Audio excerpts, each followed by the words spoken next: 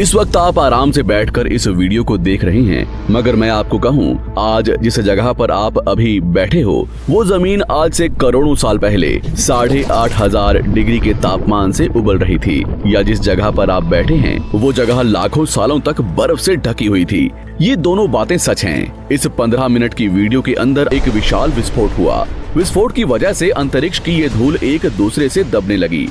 इस दौरान बादलों में स्थित धूल के कण दबाव और गर्मी के कारण बड़े उल्कापिंड और पत्थरों में परिवर्तित हो चुके थे, और इसी दबाव की वजह से इन बादलों में स्थित रेडियो एक्टिव पदार्थ ने ग्रेविटी का निर्माण किया।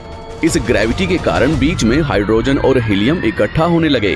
बीच के इस भयंकर दबाव के कारण एक विशाल विस्फोट हुआ, और इसी विस्फोट के कारण हमारे सूरज का जन्म हुआ।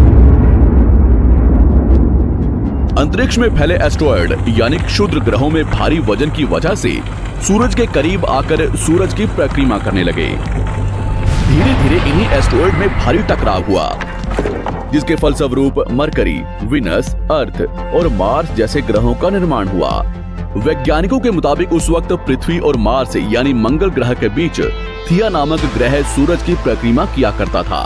पृथ्वी पर ग्रेविटी होने की वजह से सूरज की परिक्रमा करने वाले एस्ट्रॉयड अब पृथ्वी की परिक्रमा करने लगे, और धीरे धीरे करोड़ों सालों तक ये पृथ्वी पर गिरते रहे। और ऐसी घटना हमारे पड़ोसी ग्रह थिया पर भी हो रही थी, जिसके कारण थिया पृथ्वी के और करीब आने लगा और आकर पृथ्वी से टकराया। इस भयंकर टकराव की वजह से पृथ्वी के हिस्से कणों के रूप में अंतरिक्ष में फैल गए और एक रिंग्स की तरह पृथ्वी की परिक्रमा करने लगे। इन्हीं परिक्रमा करते हुए कणों में टकराव होने लगा, जिसके कारण हमारे चांद का निर्माण हुआ। उस वक्त पृथ्वी पर सिर्फ एक ही समुद्र हुआ करता था, और वो था 1900 डिग्री सेल्सियस की तापमान पर उबलते हुए लावे का।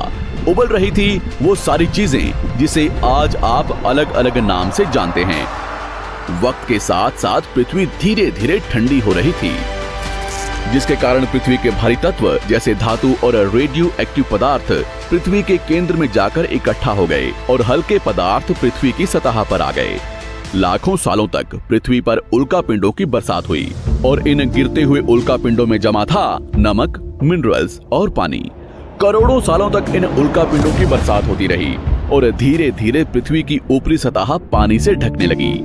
वैज्ञानिकों के मुताबिक यही वो वक्त था जब दूर गहरे पानी के अंदर निकलते ज्वालामुखियों से पहली बार सूक्ष्म जीवों का निर्माण हुआ। लाखों सालों बाद एक वक्त ऐसा आया जब पृथ्वी की पूरी सतह पानी से ढक चुकी थी। हमारी पृथ्वी के सबसे अंदर का कोर रेडियो एक्टिव पदार्थ से बने होने की वजह से हरदम गर्म होता रहता है, लेकिन जब भी पृथ्वी की ऊपरी जमीन ठंडी हो जाती है तब पृथ्वी के अंदर की गर्मी बाहर नहीं निकल पाती, जिसके कारण ज्वालामुखियों का निर्माण होता है। और उस वक्त कुछ ऐसा ही हुआ।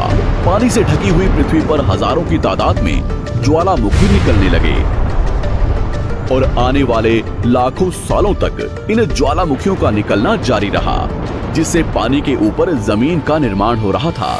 इस वक्त भी पृथ्वी पर वातावरण ना होने की वजह से अंतरिक्ष से उल्कापिंडों की बरसात हो रही थी।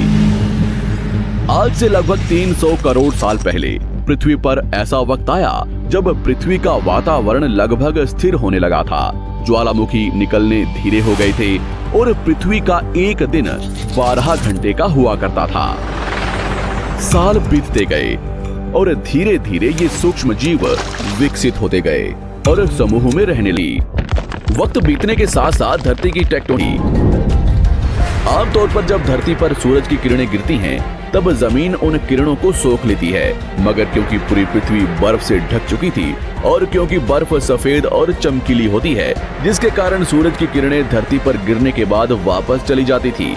इसी कारण से पृथ्वी कई लाखों सालों तक बर्फ से ढकी रही, मगर फिर से पृथ्वी के अंदर स्थित गर्मी ज्वालामुखी के रूप में निकलना शुरू हो गई, और इन ज्वालामुखियों से निकलने वाली गर्मी ने बर्फ को पिघलाना शुरू कर दिया। इसी बीच पृथ्वी की गहराई में बचे कुछ सूक्ष्म जीव धीरे धीरे बदल रहे थे, और अब वो ऑक्सीजन को अपने शरीर को बड़ा और जटिल बनाने के लिए इस्तेमाल करने लगे थे। इस बीच पानी में अलग से भी छोटे समुद्री पौधे निकलने शुरू हो चुके थे। बाहर जैसे जैसे ज्वालामुखी निकल रहे थे, वैसे वैसे वातावरण कार्बन डाइऑक्साइड की वजह से गर्म हो रहा था, तेज होते चले गए।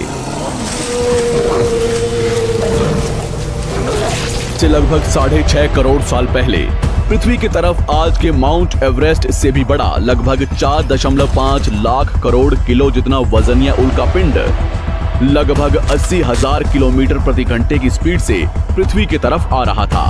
पृथ्वी की सतह को छूते ही उसमें भयंकर आग लगी और वो जलते हुए सीधा पृथ्वी से टकराया। इस टकराव से निकलने वाली ऊर्जा आज के 10 करोड़ परमाणु बम एक साथ फटने के बराबर थी। जहां ये उल्कापिंड गिरा, वहां के जानवर और पेड़ तुरंत भाप बनकर जल गए। गिरते ही पृथ्वी पर पूरी तरह धूल फैलने लगी। समुद्र में भयंकर बाढ़ आने लगी। भूकंप और आग ने पृथ्वी को जलाना शुरू कर दिया।